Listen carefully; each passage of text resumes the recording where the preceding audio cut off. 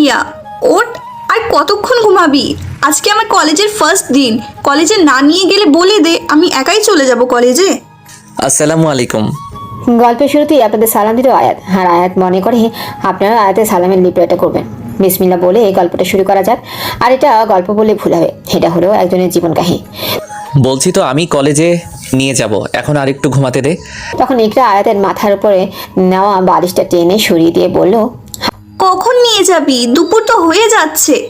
আর একটু পর, আর ডিস্টার্ব করিস না তো ইকু, যা। এইভাবে দুবার হয়ে গেল, তোর আশে আমি আর না থাকি, আমি আমার মতো চলে গেলাম কলেজে। যা। আয়াতের কথায় ইকরা চলে গেল। তখন আয়াত আরো কিছুটা সময় শুয়ে রইল, কিন্তু চোখে ঘুম নেই ওর। দূর, আজকে বোনটা এসে জব্বর ঘুমটা আরামের নাই হারাম করে দিয়ে গেল। তাই আয়াত আর শুয়ে না থেকে বিছানার খাটে বসে পড়ল, আর খাটের সাথে লাগানো পড়ার টেবিলের ড্রয়ার থেকে ব্রাশে একটুখানি পেস্ট লাগিয়ে বিছানা থেকে উঠে স্যান্ডেল পায়ে পরে নিল, আর টিউবওয়েলের কাছে গিয়ে ব্রাশটাকে পানি দিয়ে ভিজিয়ে নিয়ে ব্রাশ করতে শুরু করলো। তখন টিউবওয়েলের পাশে থাকা রান্নাঘরের থেকে হায়াতের মা কাঁদতে লাগলো, কারণ রান্না করতে হলে লাকড়ি জ্বালাতে হয়, আর তাতেই ধোঁয়া আসে অনেক। কেমন ধোঁয়া সেগুলো শুধু মধ্যবিত্ত পরিবারের ছেলেমেয়েরাই বুঝবে আর অনুভবও করতে পারবে। আয়াত ছনের রান্নাঘরের দরজায় এসে মাকে বলল, মাও, ও মাও। কি হয়েছে তোর আবার? আব্বা কনে? দুপুর নাগাদ হইয়া থাকলে কেমনে জানবি তোর আব্বাই কই? মাও, তুমি এত কথা কও কেন? আব্বা কই, হেডাই কই তুমি? তোর আব্বাই বাজার থেকে আইসা আমার ঘরে বাগি খেতে গেল। ও, আর ইকরা কই? তোরা নাকি মেলা বা ডাকবার পরে তুই ঘুম থেকে না উঠলে ও চলে গেছে আমার এক বইলা। না খেয়ে গেছে নাকি কলেজে? হ, মাও, তুমি ওরে না খাইয়ে পাঠাইলা কেন কলেজে? ঘরে চাল ছিল না, তোর আব্বাই বাজার থেকে আনার পর চুলায় উঠাইছি। মা, তুমি এটা একেবারে ঠিক করলা না, আমি গেলাম। ওরে আমি কিছু টাকা দিয়ে দিছি তো। কয় টাকা ইয়ার দিবা? বেশি হইলে 20 টাকা। এরপর আয়াত ওরা আমার সাথে আর কথা বাড়লো না। তারপর টিউবওয়েল থেকে মুখটা ব্রাশটা ধুয়ে ঘরে রেখে দিয়ে ও স্যান্ডেলটা রেখে ওর আব্বার দেওয়া 2 বছর আগের বুটটা পায়ে পরে নিয়ে ঘরের বারান্দার রুম থেকে সাইকেলটা বের করে চালিয়ে কলেজের রাস্তার উদ্দেশ্যে বেরিয়ে পড়লাম। আয়াতের গ্রামের মধ্যে একটা পোস্ট আর একটা কলেজ আছে, তাই একেবারে চেনা রাস্তার কাছে। আর গ্রামের ছেলেদের অনেক কিছুই চেনা জানা থাকে, আর সেগুলো শহরের ছেলেদের চেনাটা তো ইম্পসিবল। আয়াত সাইকেল চালাচ্ছে, এমন সময় দেখলেও ইকরা কিছুটা সামনে হেঁটে যাচ্ছে ওর একটা বান্ধবীর সাথে। ও সাইকেলটা নিয়ে ইকরার সামনে গেল, তখন ইকরা আর ওর বান্ধবী হাঁটা বন্ধ করে দিল। তখন আয়াত বলল, সকালে কিছু খাস নাই কেন? তুই নাস্তা করস নাই? আরে চিন্তা করিস না তো, আমার কাছে আমার দেওয়া টাকা আছে। কয় টাকা শুনি? 200 টাকা। ডান পাশের একটা শূন্য কাটলে যা হয় তাই আছে। দেখ ভাইয়া, আমার বান্ধবীর সামনে আমার সম্মানের ফেলুদা করিস না। আমরা বড় লোক নাকি আমাগরে সম্মান থাকবো এত? তোরে আমি পরে দেখা নিমু। তাই করিস, এই নে। আয়াতের পকেট থেকে হাত দিয়ে সমস্ত টাকা বের করলো। সেখানে দেখতে পেল একটা 50 টাকার নোট আছে, আর একটা 10 টাকার নোট আছে। আয়াত ইকরাকে 50 টাকার নোটটা দিয়ে বলল, ভালো মতো বাড়িতে ফিরবি আর তোর বান্ধবীর সাথেই আসবি। ইকরাও হো বলে দিল। তাই আয়াত আর ইকরা কলেজের দিকে গেল না। আয়াত ওর কাকাতো ভাই আর ওর ভালো একজন বন্ধুদের আড্ডা দেওয়ার স্থানে চলতে লাগলো সাইকেলটা চালিয়ে। আয়াত সাইকেল চালাচ্ছিল, এমন সময় দেখতে পেল খুব স্পিডে বাইক আসছে, ও রাস্তার সাইডে চলে গেল। তবুও হঠাৎ করে বাইকের দিকে ভালো মতো নজর গেলে দেখতে পেল, ও এটা তো মিলা। আয়াত হাঁ করে তাকিয়ে আছে মিলার দিকে। সাইকেল কোন দিকে যাচ্ছে সেদিকে ওর কোনো খেয়ালই নেই। মিলা এক হাতে বাইক চালাচ্ছে, আর আয়াত ওর দিকে তাকিয়ে আছে দেখে ইশারায় হাত আর ঘাড় নাড়িয়ে বলতে লাগলো, কি হয়েছে? আয়াতও তার কথা জবাব দিল ঘাড় নাড়িয়ে, বলল, কিছু না। এবার আয়াত হঠাৎ অনুভব করলো যে ও রাস্তার গড়ানে পড়ে গেছে, আর আয়াত নিজেকে নিজেই বলতে লাগলো, এইটা কোনো কথা? আজকে সাইকেল বলে কিছু হলো না, বাইক হলে এতক্ষণে কেল্লাফতে হইয়া যাইতো আমার। কথাগুলো নিজে নিজেকে এই শুনিয়ে রাস্তার উপরে সাইডে তাকালো, আর দেখতে পেলেও মিলা আর নেই। হায়াত তাই সাইকেলটার নিচ থেকে বের হয়ে দাঁড়িয়ে পড়লো, কিন্তু মিলাকে দেখতেই পেল না ও, আর বলতে লাগলো, টিকটক সেলিব্রিটি হলে যা হয় আর কি, ভাব আর ঢঙের অভাব নাই, কিন্তু তবুও আমি না তার উপর ক্রাশক্ত। তখন আয়াত আবার নিজের পায়ের দিকে তাকালো, দেখতে পেলে ওর পায়ের কিছুটা অংশ কেটে গেছে, আর সেখান থেকে রক্ত বের হচ্ছে। হাত জ্বলছে, হাত সেখানে থুতু লাগিয়ে সাইকেলের উপর ঝুঁকে সাইকেলটা উঠিয়ে নিল, আর ওর কাকাতো ভাই ওর বন্ধুর আড্ডা দেওয়ার স্থানে চলতে লাগলো। হাসুন, আপনাদেরকে কিছু পরিচয় করিয়ে দিই। আগে আয়াতের ক্রাশ ও পছন্দের মানুষটার বিষয়ে জানুন তাহলে। তার নাম মিলা, শহরের কলেজে পড়ছে, বান্ধবীদের সাথে হোস্টেলে থাকে, তবুও টিকটক করে। কয়েকদিন আগে দেখেছিল ও 1 মিলিয়ন কে, আর তার সাথে 78K ফলোয়ার টিকটকে। টিকটক করে টাকাও পায়। শুনেছে ও 1 মিলিয়ন হলে মিলা একটা কার্ড পাইছে। সেগুলো না হয় বাদ দিল, উচ্চ বংশের মেয়ে মিলা গ্রামে আসছে তার কলেজ থেকে কিছুদিনের ছুটিতে, আর মিলা বাইক চালাতেও পারে। হায়াত গ্রাজুয়েশন কমপ্লিট করেও বেকার আছেন। কোনো চাকরিও খুঁজছে না আয়াত। কারণটা হলো আয়াত সিঙ্গার হতে চায়। এটা শুধু আয়াতের ইচ্ছে না, এটাই ওর একমাত্র ড্রিম। ও একটা গরিব ঘরের ছেলে। চলুন তাহলে গল্পে ফিরি। আয়াত সাইকেল চালিয়ে ওর কাকাতো ভাই আর বন্ধুর কাছে চলে গেল। দেখতে পেল আয়াত ওর দুজনে নিজের মোবাইল দিয়ে গেম খেলছে। তারপর আয়াতের দিকে একবার তাকিয়ে ওর কাকাতো ভাই বলতে লাগলো, নবাবী পরিবারের ছেলের এতক্ষণে আসার সময় হলো। তখন আবার অপরজন মানে আয়াতের বন্ধুকে বলতে লাগলো, ওর কথা বাদ দিত, আমরা গেম লেখি। তাই করি। বলে ওরা আবার খেলায় মনোযোগ দিল। তখন আয়াত আবার সাইকেলটা স্ট্যান্ড লাগিয়ে ওদের পাশে গিয়ে বসলো। আর ওকে দিয়ে দেখতে পেলো ওরা দুজনেই গেম খেলছে। তাই আয়াত বলল, কি করিস আসিফ তোরা? কানা নাকি দেখতে পাচ্ছিস না আমরা গেম খেলছি? সেটা তো দেখতেই পেলাম। তাহলে জিজ্ঞেস করলি কেন? তোর মোবাইলটা আমার একটু দরকার ছিল। আমি মোবাইল দিতে পারবো না, বিজি আছি। তুই তোর কাকাতো ভাই এর মোবাইল নে। তুই আয়াতকে মোবাইল দিবি না, ভালো কথা। এর মাঝে আমারে ঢুকাস কেন? আচ্ছা, ওদের কারো মোবাইল আমার লাগবো না, তাও তোরা কথা কাটাকাটি করিস না তো। আয়াত মুড অফ করে কথাটা বললো। এই নে আমার মোবাইল, তাও তুই মন খারাপ করিস না। হাসিফ আয়াতের দিকে ওর মোবাইলটা এগিয়ে দিয়ে বলল, আমারটাও লাগবে নাকি ভাতিজা? না, আজকে আসিফেরটা, কালকে তোমারটা। হায়াত আসিফের মোবাইলটা হাতে নিয়ে ওর আইডিতে ঢুকলো আর দেখতে লাগলো কেউ মেসেজ টেসেজ পাঠাইছে নাকি। তখন আসিফ ওর কাঁধে হাত রেখে বলল, তোর তো এখন একটা মোবাইল দরকার। সেটা অবশ্য ঠিক কথা, কিন্তু আমরা যে হারে গরিব, মোবাইল পাবো কই? সেটাও অবশ্য ঠিক, তবুও তোর আব্বারে একবার তো বলে দেখতে পারে, সমস্যা নাই। না রে আসিফ, আমার ঘরে খাওয়ানেরই টাকা নাই, আর এই সময় আব্বাই কই থেকে টাকা আনবো? আর সবচেয়ে বড় বিষয় হলো আমরা গরিব ঘরে এত বড় প্রেশার আমি দিতে পারবো না। তাহলে তুই একটা জব খুঁজে। জবটব আমার দ্বারা হবে না রে। জব করবি না তাহলে গ্রাজুয়েশন কমপ্লিট করলি কেন? তোরা তো জানিসই আমার সিঙ্গার হওয়ার অনেক বড় ইচ্ছা। তোর সিঙ্গার হতে হবে না, তুই সিঙ্গারা বিক্রি কর গিয়ে আমাগরে বাজারে, তাও দিনে 500 টাকা বিক্রি করতে পারবি। তুই একটু চুপ থাক। তোর সবার জীবন একটা ইচ্ছা থাকে, আর আয়াতেরও জীবনের ইচ্ছা এটাই। তাই বলে কি ওকে নিয়ে মস্করা করতে হবে তোর? মস্করা করছিস না? ও তো আমার গিটার নিয়ে রেখেছে ওর বাড়িতে, তাও 4 মাস হলো।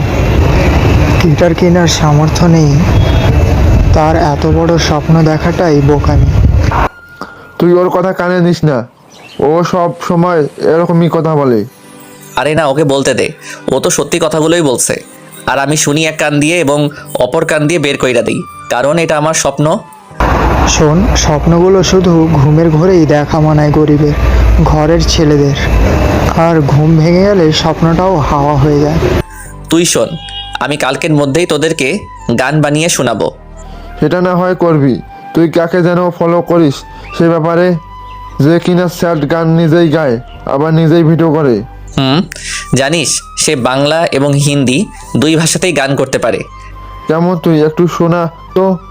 দেখা হবে আমাদের আবার এক স্বপ্নের শহরে, আমি জানি কোনো একদিন কোনো এক নতুন ভোরে।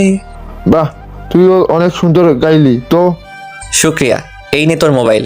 আমার একটা কাজ মনে পড়ে গেল, চলি এখন, কালকে দেখা হবে বেঁচে থাকলে। তারপর ওদের থেকে আয়াত সাইকেলটার কাছে চলে গেল আর সাইকেলের স্ট্যান্ডে উঠিয়ে চলতে লাগলো ওর আব্বার কাছে। কারণ আয়াতের আব্বা একা একা ওদের রাখা জমিতে কাজ করছে। জমির পাশে এসে সাইকেলটা রেখে দিয়ে ওর আব্বার কাছে গেল।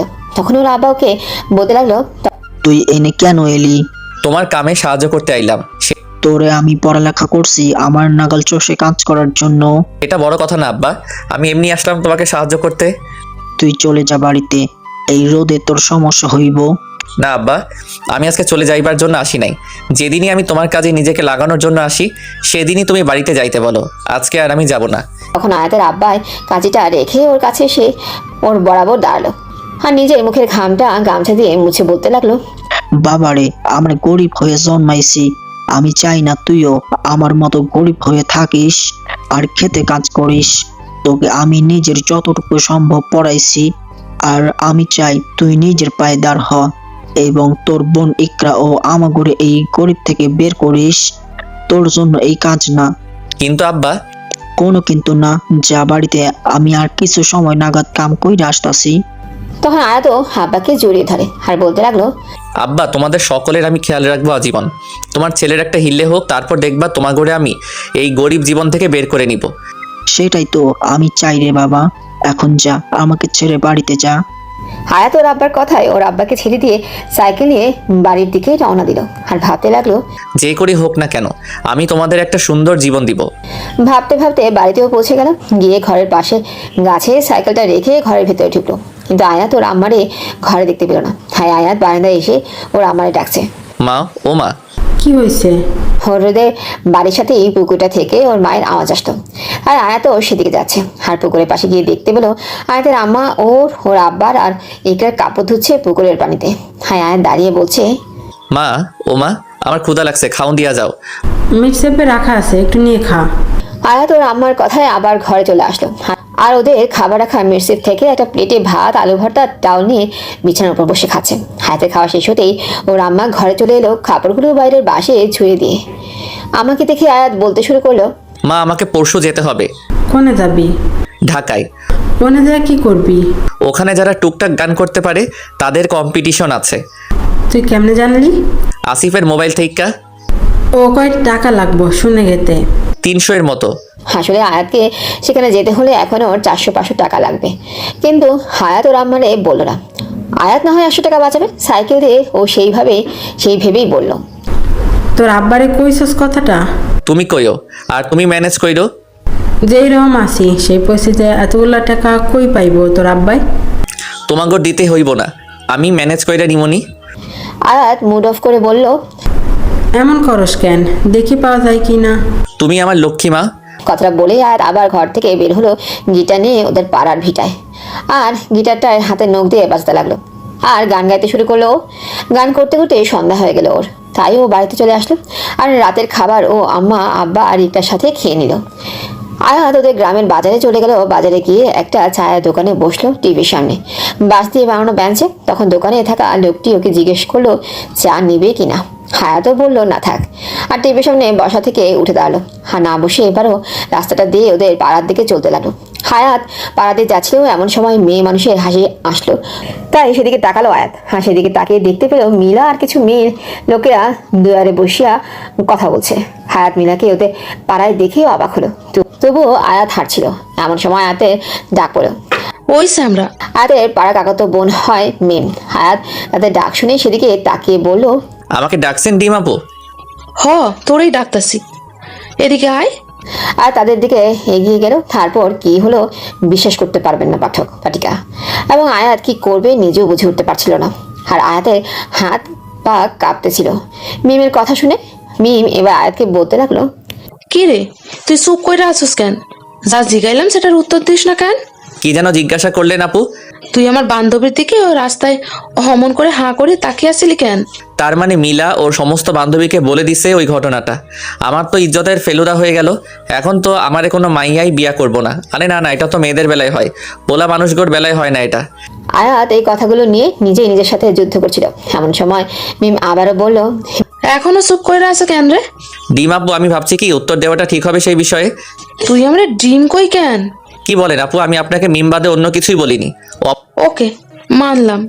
জানিস তখন আমার দিকে তাকিয়ে রাস্তার নিচু জায়গাটায় সাইকেল নিয়ে পড়ে যায়। মিলার কথায় ওর বান্ধবীরা হাসিতে গড়াগড়ি খেতে লাগলো। আর আয়াত সেখান থেকে দৌড় দিল। আর ও বাড়িতে গিয়ে থামলো।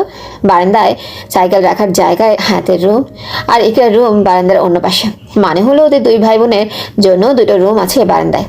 আয়াত ইকরার রুমে ঢুকলো। আর আয়াত দেখতে পেলো ইকরা পড়ার টেবিলে বইগুলো খুঁড়েই ওর আব্বার বাটন মোবাইলে কি যেন করছে। আয়াত গিয়ে ইকরার পাশে বসলো। তখন ইকরা আয়াতকে দেখে মোবাইলটা টেবিলের উপর রাখলো। আর আয়াতকে বললো, কই গেছিলি ভাইয়া? অপমান হইতে। ও মা, তা কি করলো অপমান? থাপ্পড় চিনো শিকু? চিনি। তাকে দিল তোমাকে? এখন অবধি কেউ দেয়নি, তবে আমি কিন্তু তোকে দিব। আমারও হাত আছে। কলেজের প্রথম দিনটা কেমন কাটলো তোর? বেস্ট। আব্বার মোবাইল দিয়ে তুই কি করছিলি? কিছু না। তাহলে আমি নিয়ে গেলাম। আয়াত মোবাইলটা হাতে নিয়ে বলল, আমার লাগবে। কেন লাগবে তোর? তোর কেন লাগবে শুনি? গান শুনতে শুনতে ঘুমাবো। আমিও তাই করব। মেয়েদের গান শুনে ঘুমাতে হয় না। কথা বলে আয়াত মোবাইলটা নিয়ে নিজের রুমে চলে গেল। আর একটা গান চালু করে শুয়ে গান শুনতে শুনতে ঘুমিয়ে পড়লো। তারপর সকালে ঘুম থেকে উঠে বোনকে সাইকেলে করে কলেজে দিয়ে আসে। তারপর আয়াত ওর কাকাতো ভাই ও বন্ধুর কাছে চলে গেল। হাসিফ আর রাফির কাছ থেকে কয়েকদিনের জন্য বিদায় নিয়ে নিল। আর আয়াত বাড়িতে এসে ওর আব্বুর দেওয়া গত ঈদের প্যান্ট ও শার্ট পরে নিয়ে সেই পুরনো 3 বছরের আগের বুটটা পায়ে পরে নিল। তারপর ওর আম্মার থেকে 300 টাকা নিয়ে আম্মাকে সালাম করে সাথে করে কিছু কাগজপত্র ও গিটার নিয়ে নিল। আর আয়াত ওর সাইকেলে করে ওর আব্বার বাকি নেওয়া খ্যাতটায় চলে আসে। আর ওর আব্বাকে সালাম করে ওদের শহরে বাস স্টপের দিকে সাইকেলে করে রওনা দিল। আয়াত কয়েক ঘন্টা সাইকেল চালিয়ে পৌঁছে গেল বাস স্ট্যান্ডে। আর একটা টিকিট কেটে নিল আর বাস আসার অপেক্ষায় রইল। 10 মিনিট পর বাস চলে এলো।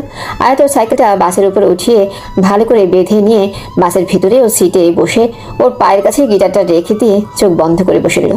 আর অমনি একটা মেয়ে এসে হাতকে বলতে লাগলো, আপনি? তখন আয়াত চোখ খুলে দেখলো যে মেয়েটা আর কেউ না, মিলা। তাই আয়াত বলল, আপনি এখানে? আমার করছেন? আপনি আমাকেই করছেন? আপনি এখানে কেন বলুন তো? আপনি কি আমার পিছু করছেন? এটা আমার সিট। আমি থাকবো না তো কে আর থাকবে? আর আমি আপনাকে নয়, আমার মনে হচ্ছে আপনি আমাকে ফলো করছেন। এই দেখুন মিস্টার, এটা আমার সিট। মিলা তার সিটের টিকিট দেখিয়ে বলল। আপনার সিট হলে বসে পড়ুন। তখন মিলা তার ব্যাগটা রাখার জন্য উঁচু হলো। তখনই আয়াত দেখতে পেল মিলার নাভির উপরে গেঞ্জি উঠে গেছে। হাত হাঁ করে সেদিকে তাকিয়ে আছে। এমন সময় মিলা আয়াতকে দেখে পেল আর নাভিতে গেঞ্জিটা নিয়ে নিল। আর ব্যাগটা উপরে রাখলো না, সিটে বসে পড়লো আর ব্যাগটা কোলের মধ্যে রাখলো। তখন মিলা আয়াতকে বলল,